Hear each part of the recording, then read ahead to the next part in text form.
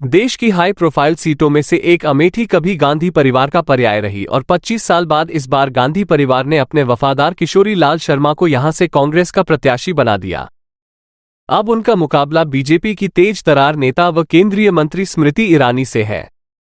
प्रियंका गांधी अब लगातार यहां पर प्रचार कर रही हैं और आम बातचीत में लोग यही कह रहे हैं कि चुनाव तो बड़ी दीदी यानी स्मृति बनाम छोटी दीदी प्रियंका का है। एक तरफ कांग्रेस उत्तर प्रदेश में अपने दो गढ़ों को बचाने के लिए जी जान से जुटी हुई है। इसी वजह से आखिरी पलों में अमेठी और रायबरेली के लिए उम्मीदवारों के नाम का ऐलान किया गया। पहले यह माना गया कि राहुल गांधी और प्रियंका गांधी को इन दोनों ही सीटों से उतारा जा सकता है। हालांकि फिर कांग्रेस ने अमेठी से किशोरी लाल शर्मा और रायबरेली से राहुल गांधी को मैदान में उतार दिया और इसके बाद चर्चा ये होने लगी कि प्रियंका को टिकट क्यों नहीं दिया गया। कहीं कुछ आंतरिक कलह तो नहीं है। हालांकि प्रियंका गांधी इन अफवाहों से दूर रहते हुए लगातार रायबरेली और अमेठी में चुनाव प्रचार कर रही हैं और जनता के बीच नजर आ रही हैं। यही वजह है कि लोग अब ये पूछने लग गए हैं कि आखिर प्रियंका देश भर में चुनाव प्रचार छोड़कर यूपी की रायबरेली सीट पर क्यों एड़ी चोटी का जोड़ लगाए हुए हैं। आखिर अपने बड़े भाई राहुल गांधी की जीत के लिए प्रियंका ने दिन रात एक क्यों कर दी है। हालांकि मंगलवार को कांग्रेस की एक चुनावी सभा में इसका जवाब भी सामने आया। दरअसल बैटल ऑफ रायबरेली को लेकर कांग्रेस इतनी सीरियस क्यों है, इसका जवाब देने वाला पहला बयान मंगलवार को सामने आ गया था, जब छत्तीसगढ़ के पूर्व सीएम भूपेश बघेल ने रायबरेली के एक गांव में चुनावी सभा करते हुए इशारों ही इशारों में राहुल गांधी को इंडिया गठबंधन का पीएम कैंडिडेट बता दिया। भूपेश बघेल ने एक चुनावी सभा में रायबरेली की जनता से कहा कि आप लोग सिर्फ एक सांसद का चुनाव नहीं लड़ रहे हैं, बल्कि आप देश के प्रधानमंत्री का चुनाव लड़ रहे हैं और राहुल गांधी मां सोनिया गांधी की सीट रायबरेली से चुनाव लड़ने जा रहे हैं। बहन प्रियंका भाई की जीत सुनिश्चित करने के लिए पिछले कई दिनों से रायबरेली में ही डटी हुई हैं। अब कांग्रेस ने रायबरेली का मैदान जीतने के लिए पूरी ताकत के साथ फील्डिंग अपनी सजा दी है।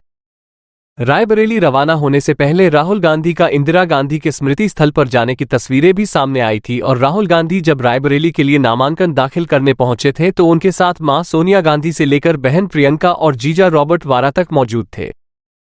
प्रियंका गांधी से लेकर राहुल गांधी तक रायबरेली के चुनावी कैंपेन में बार बार राजीव और इंदिरा गांधी का नाम ले रहे हैं।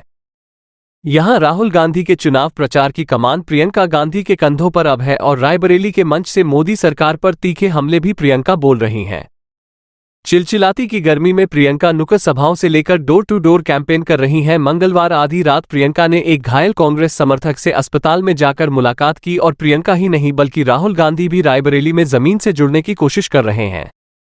वहीं कांग्रेस के सीनियर नेता जैसे अशोक गहलोत से लेकर छत्तीसगढ़ के पूर्व सीएम भूपेश बघेल चुनाव प्रचार में पसीना बहा रहे हैं और रायबरेली और अमेठी को जीतने के लिए कांग्रेस के चाणक्य और कर्नाटक के डेप्यूटी सीएम डीके शिवकुमार को भी रायबरेली के मैदान में उतार दिया गया है। आपको बता दें कि डीके शिवकुमार जब रायबरेली पहुंचे तो बुधवार को मल्लिकार्जुन खड़गे ने मोर्चा संभाल लिया और राहुल गांधी को रायबरेली का शेर बताया। हालांकि अब सवाल यह है कि क्या भूपेश बघेल के राहुल को पीएम प्रोजेक्ट करने वाली बात में दम है। आंकड़े बताते हैं कि 2024 के चुनाव में कांग्रेस पार्टी अब तक की सबसे कम सीटों पर चुनाव लड़ने वाली लड़ रही है और यूपी की 80 सीटों में से कांग्रेस सिर्फ 17 पर चुनाव लड़ रही है। महाराष्ट्र के 48 लोकसभा सीटों में कांग्रेस के पास सिर्फ 17 सीटें हैं, जबकि बिहार की 40 सीटों में कांग्रेस के पास लड़ने के लिए 9 सीटें हैं और पूरे देश की बात करें तो कांग्रेस पार्टी कुल लोकसभा सीटों की 60% यानी कि 328 सीटों पर चुनाव लड़ रही है। यानी कि इंडिया गठबंधन में सीट के हिसाब से कांग्रेस की सबसे बड़ी पार्टी है और इस लिहाज से अगर कांग्रेस की जीत के नंबर बढ़ते हैं तो पीएम पद के लिए कांग्रेस की दावेदारी भी मजबूत होती है और यही वजह है कि प्रियंका गांधी अमेठी और रायबरेली दोनों ही जगहों पर जी तोड़ मेहनत कर रही हैं। आप ये चैनल सब्सक्राइब करें और बेल आइकन को दबाना ना भूलें। बाकी की खबरों के लिए देखते रहिए खबर वाला 24 न्यूज़।